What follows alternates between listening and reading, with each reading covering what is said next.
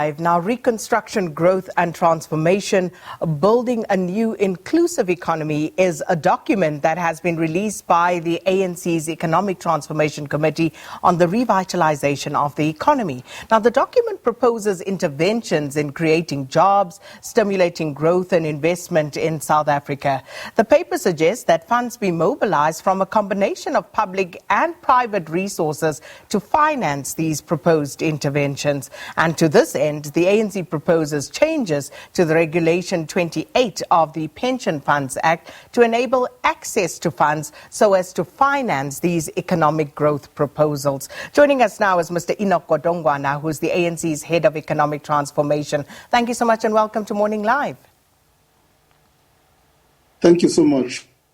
Mr. Godongwana, if I could ask you, perhaps just for the benefit of our viewers, in a nutshell, what are the ideas that the ANC proposes in this document? In this document, we're not proposing new ideas. We say so in the document. We say there's a host of good ideas the ANC has generated over the past 20, 30 years or so.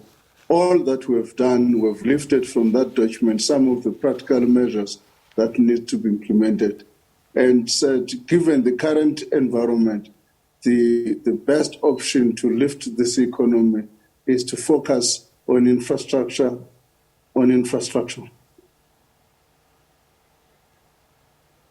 So, Mr. Godongwana, you say focus on infrastructure. I'm glad you say that this is not new, because if we go back to previous economic policies, we see almost verbatim in some instances some of the ideas that you are putting forward once again. The new growth path, for example, you spoke then in 2010 about creating about 5 million jobs by 2020. We are now in 2020. We're nowhere near that. 15% of unemployment rate. We know we're sitting at officially at least double that figure. So these ideas, when you say they are good ideas, what are you basing that on? I'm saying the ideas are good. It may well be that a number of circumstances, some of them beyond our control, have made it practically impossible to implement them. So, for instance, we, having generated the new growth path and NDP, and narrate them in a context of global financial crisis. There's also been a number of some problems, for instance, some of our state-owned institutions which involved debt capture. All of those things have had an implication in terms of the performance of government. Our starting point is that we should not reinvent the wheel. We've got to say, of these ideas that we have right now, which one we should prioritize in implementation. Thirdly, what are the key, how do we improve capacity to ensure that we can achieve those objectives?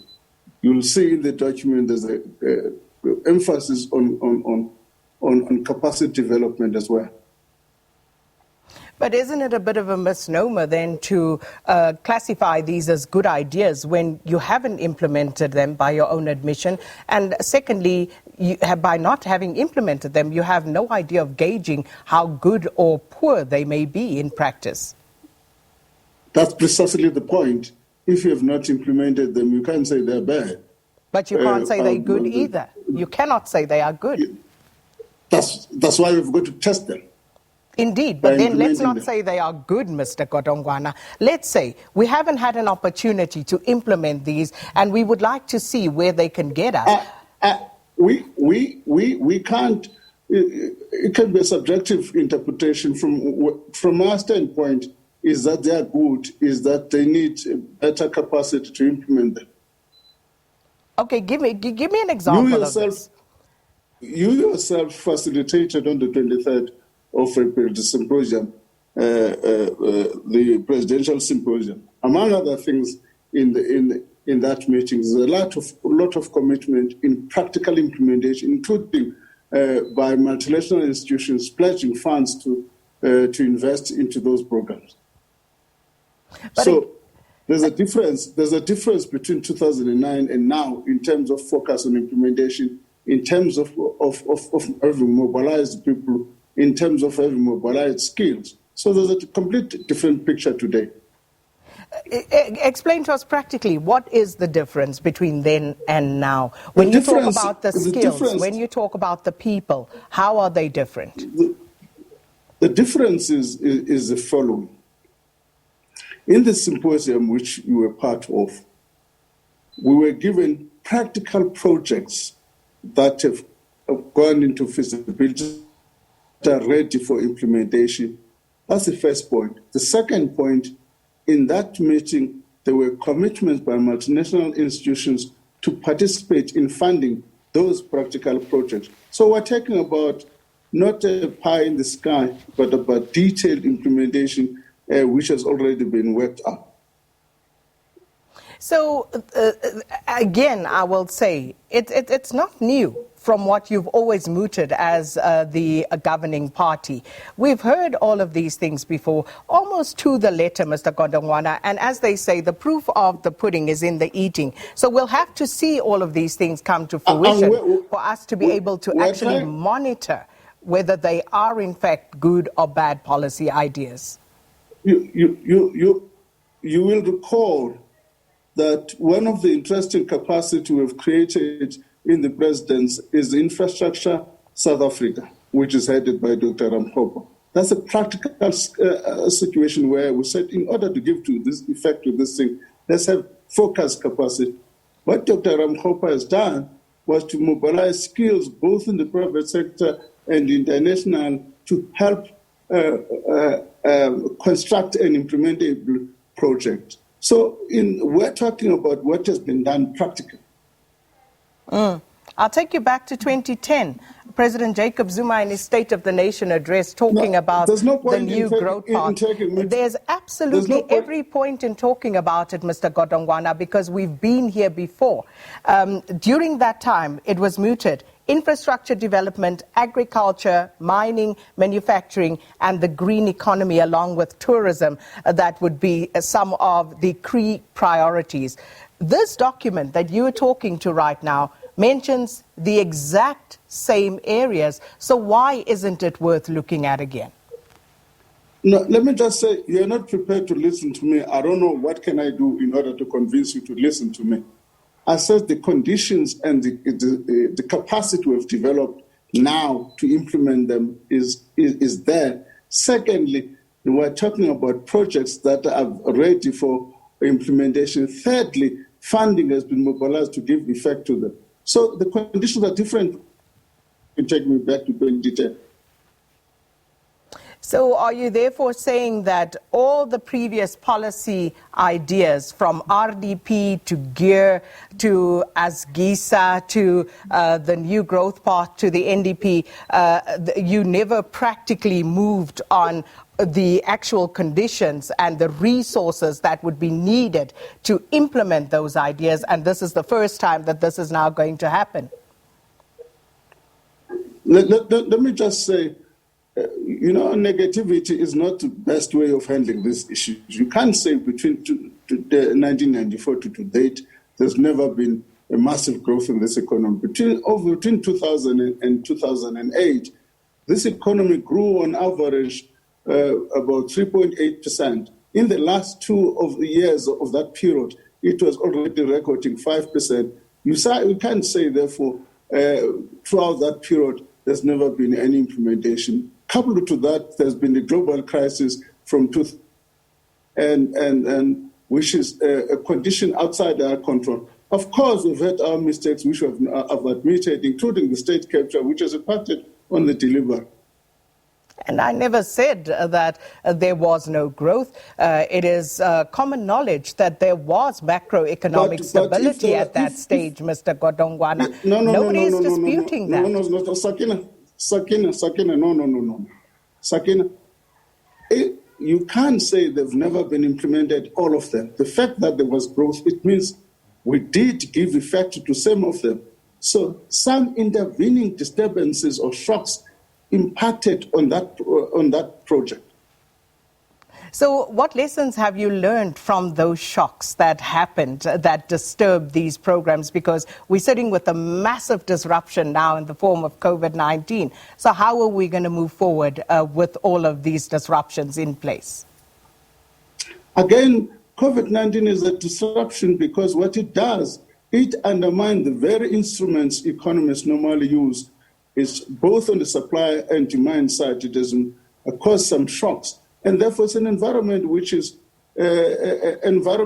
unknown. However, we're saying smoothly, give one of the things we needed, therefore, which is within our infrastructure program. And then one of the lessons we've learned is that we don't make pronouncement and without developing capacity parallel to that. So we can come back to that if we have a little more time, but I want to move on to this idea of using pension funds to invest, and the fact that this, of course, has already been met with some skepticism from some quarters. And one could argue rightly so, given by the ANC's own admission as well, this issue of systemic corruption. So how will you ensure that people's pension funds are well invested and that they are not, used and plundered for corrupt activities? Let me just say, the decision to invest is not the decision of the ANC or government of a pension fund. That decision is taken by the trustees of that pension fund. That's the first point we want to make. The second point we want to make is that a classification of asset classes in terms of regulation in 28. There is some classification for infrastructure, but the performance has not been good in terms of investment by pension fund, despite the fact that there's no prohibition by regulation 28. The key question we're posing is what then should we do to amend regulation 28 to incentivize pension funds to invest in the infrastructure? Let me just highlight one thing. If you look at the IPPS, already about 250 billion rand has been invested in that sector, and it's an infrastructure development program. What government did was to incentivize investment in IRPs, and the one instrument used was the take-or-pay program. No one would have invested in IPPs without government making that guarantee. So we are saying we've got to look at other infrastructure asset classes of infrastructure. How do we incentivize pension funds to invest in them? But the decision is going to be a trustee's decision. Looking at the current situation as it pertains to corruption in South Africa and abuse of resources, we see every year, just recently again, the report by the Auditor General, billions wasted by municipalities, some would even argue with impunity. And looking at that, looking at this crucial time where we are at, where economies the world over are really, really under strain, Mr. Godongwana. Why should South Africans be comfortable with such an investment at this stage? South Africans should be comfortable with such an investment. No South African does not want growth. No South African does not want job creation. So South Africans should be comfortable with investment. South Africans, of course, should not be comfortable with corruption. But you also, that in South Africa, we can't instruct in prosecuting authorities and investigating authorities who should be investigated, who should be charged. That is done independently by those institutions, and we respect that line.